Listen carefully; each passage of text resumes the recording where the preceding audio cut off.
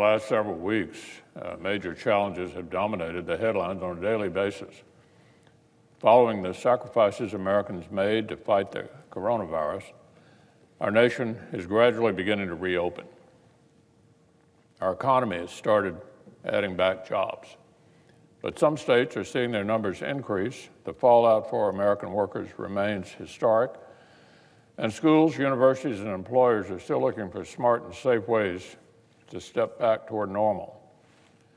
The Senate is working to ensure our efforts to treat, contain, and recover from the pandemic can succeed. We've confirmed a Special Inspector General for Pandemic Recovery. Committees are overseeing the CARES Act, and Senator Cornyn is crafting measures to make sure a second epidemic of frivolous lawsuits does not block schools and colleges from reopening or employers from rehiring workers. At the same time, the killings of Black Americans like George Floyd and Breonna Taylor have accelerated important conversations. With the leadership of Senator Scott of South Carolina, the Senate is preparing to add to the conversation surrounding law enforcement with our own serious proposal. Policies that would take smart steps without attacking the vast majority of police officers who bravely do their jobs the right way. But of course, Mr. President, there's also a long list of legislative priorities which the Senate was going to tackle before these new issues materialized. This week, Chairman Inhofe and the Armed Services Committee have been marking up the 60th consecutive National Defense Authorization Act, which I hope the full Senate will be voting on later this month. And here on the floor, we've also been considering a landmark bill to protect and preserve our nation's public lands for future generations. In my home state of Kentucky, we know all about the important role that public lands play in our preservation of our physical heritage, providing access for outdoor recreation and sustaining jobs and prosperity in the process. Across the Commonwealth, outdoor recreation supports 120,000 jobs and drives nearly $13 billion in consumer spending.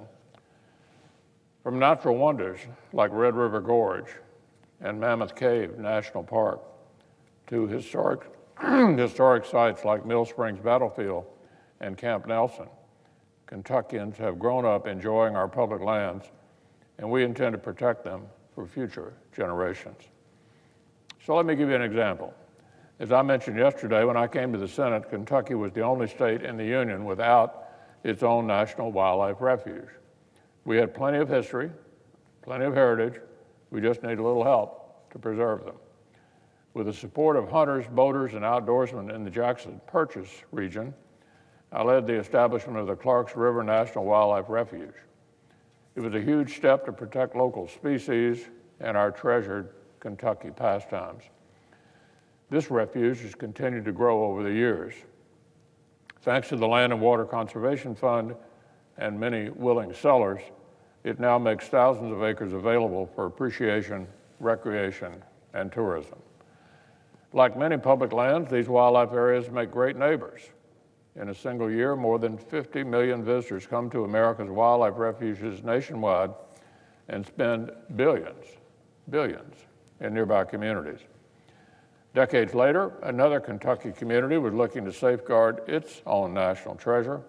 The Green River, which flows through Kentucky and meets the Ohio River near Henderson County, is one of the most biodiverse waterways on the entire continent. I was proud to take the lead once again, and alongside strong local supporters and a broad coalition of groups, we sent a bill to President Trump, and he signed it into law. We welcomed the Interior Secretary to Western Kentucky last year to cut the ribbon on the Green River National Wildlife Refuge. But Kentuckians know that ribbon cuttings are just the beginning. Our state has a newly designated public land that needs attention to get off the ground. We have well-established public lands that have opportunities to grow and improve. And we have places like the Daniel Boone National Forest, established more than 80 years ago, that need our careful attention and upkeep. The legislation before the Senate will help all of them. It will help us repair levees at the Clarks River National Wildlife Refuge. It will also help our 2 wildlife refuges continue to grow. It will help Mill Springs Battlefield and Camp Nelson keep teaching the history of emancipation and the Civil War to new generations. It will help us make infrastructure upgrades at Mammoth Cave National Park for the safety of 2 million annual visitors. It will help enhance the land between the lakes and its $600 million economic impact. It will fund transportation and structural maintenance in the Daniel Boone National Forest, which supports more than 900 jobs.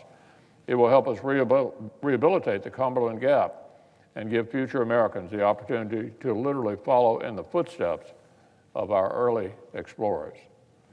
So, Mr. President, Kentucky is proud of our public lands. We're proud of the role our natural inheritance plays in our vibrant present and in our promising future. And of course, we are only just one state.